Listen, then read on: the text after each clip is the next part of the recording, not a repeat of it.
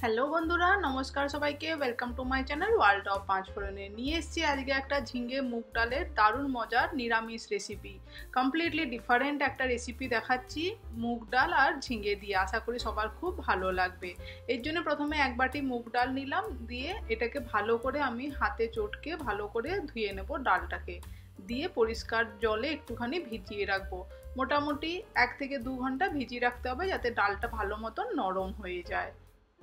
এরপরে একটা মিক্সচার গ্রাইন্ডারের মধ্যে ভেজানো ডালটা নিয়ে নিচ্ছি। জলের পরিমাণটা কিন্তু একটু কম রাখতে হবে। দিয়ে ডালটাকে একটা স্মুথ পেস্ট বানিয়ে নেব। আপনারা যদি ঝাল খেতে পছন্দ করেন তাহলে এর মধ্যে একটু আদা আর কাঁচা লঙ্কা দিয়ে দিতে পারেন পেস্ট করার সময়। বন্ধুরা, যদি আমার চ্যানেলে ফার্স্ট টাইম ভিজিট করছেন, চ্যানেলকে এখনো সাবস্ক্রাইব করেননি, একটা রিকোয়েস্ট করছি, চ্যানেলটাকে প্লিজ সাবস্ক্রাইব করে বেল আইকনটা প্রেস করে দেবেন লেটেস্ট নোটিফিকেশন পাওয়ার জন্যে। এরপরে একটা পাত্রের মধ্যে বেটে রাখা মুগ ডালটা দিয়ে দিলাম।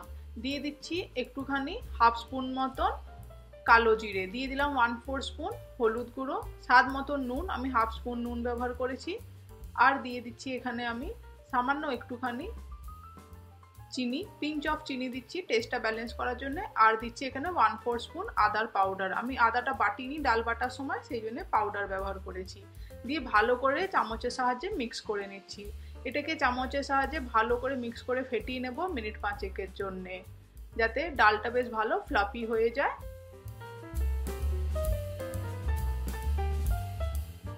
ডাল বাটা কমপ্লিটলি রেডি হয়ে গেছে। এবার এটাকে সাইডে রেখে ঝিঙেটাকে কাট করে নিই। প্রথমে একখানা আমি এখানে ঝিঙে নিয়েছি বড় সাইজে।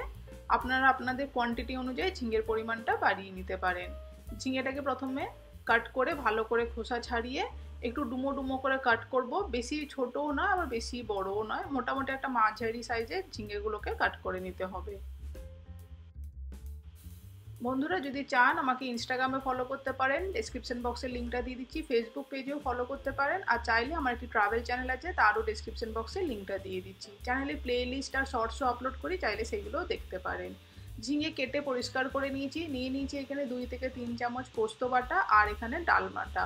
এই 3টে ইনগ্রিডিয়েন্টস দিয়ে আজকে রেসিপিটা হয়ে যাবে। খুবই সুস্বাদু, নিরামিষ দিনে গরম গরম ভাতের সঙ্গে খেতে দারুণ লাগে। চলুন রেসিপিটা স্টার্ট করছি। এর জন্য প্রথমে আমি কড়াই গরম করতে বসিয়ে দিলাম, তাতে দিয়ে দিলাম বেশ খানিকটা সর্ষের তেল। এই রান্নাটা সর্ষের তেলে গেলে বেশি ভালো টেস্ট আসবে। এবার তেল গরম হতে তাতে চামচের সাহায্যে যে ডাল বাটাটা করে রেখেছিলাম, সেই ডাল বাটাটা চামচের সাহায্যে গোল গোল করে দিয়ে দিচ্ছি, যাতে বড়ার আকার নিয়ে নেয়। দিয়ে ভালো করে এটাকে আমাদেরকে ভেজে নিতে হবে 2 পিটি গোল্ডেন ব্রাউন করে। একটু লো টু মিডিয়াম ফ্লেমে কুক করতে হবে, যাতে বড়াগুলো বেশ সুন্দরভাবে কুক হয়ে যায়। আমরা নিরামিষ দিনে সাধারণত ঝিঙে পোস্ত খেয়েই থাকি। একটু মুগ ডালের বড়া এরকম বানিয়ে দেবেন ঝিঙে পোস্তর মধ্যে, দেখবেন একটা অন্যরকমই ফ্লেভার আসবে। আর রোজ দিনের একঘেয়েমি ঝিঙে পোস্ত থেকে একদম অন্যরকমই লাগবে গরম গরম ভাতের সঙ্গে খেতে। আমার বড়াগুলো ভাজা হয়ে গেছে খুব সুন্দর করে। এরকম সেম প্রসেসে সমস্ত বড়া ভেজে তুলে রেখে দিচ্ছি। এরপরে যেটুকু তেল আছে সেই অল্প তেলের মধ্যে বাকি প্রসেসে রান্নাটা করে নেব। দিয়ে দিলাম ফোড়নে প্রথমে 2খানা তেজপাতা আর সামান্য একটুখানি চিনি। নিরামিষ রান্নায় চিনিটা অবশ্যই ব্যবহার করবেন, টেস্টটা ব্যালেন্স থাকবে ভালো। আর দিয়ে দিচ্ছি হাফ স্পুন এখানে 5 ফোড়ন। আর দিয়ে দিলাম সামান্য একটুখানি আদার পাউডার। আদা আর কাঁচা লঙ্কা থেতো করেও দিতে পারেন টেস্টের জন্যে, আমি এখানে পাউডার ব্যবহার করেছি। এরপরে দিয়ে দিচ্ছি কেটে রাখা ঝিঙেটাকে দিয়ে ভালো করে মিনিট 5 জন্য একটুখানি সটে করে নেবো, যাতে কাঁচা ভাবটা চলে যায়।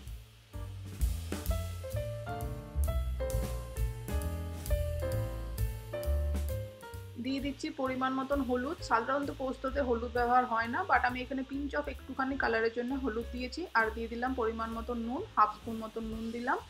ভালো করে নেড়ে চেড়ে আবারও মিনিট 2 জন্য একটুখানি কষিয়ে নেবো।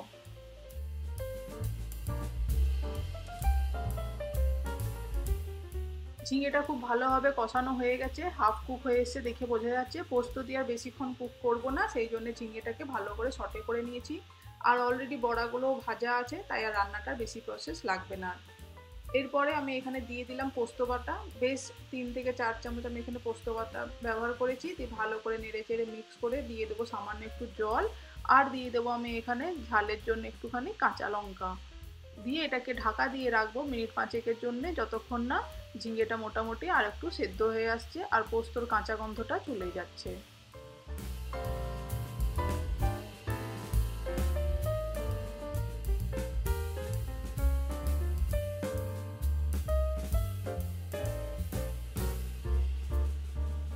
ঝালের জন্য কাঁচা লঙ্কা দিয়ে ঢাকা দিয়ে দিচ্ছি মিনিট 5 জন্য।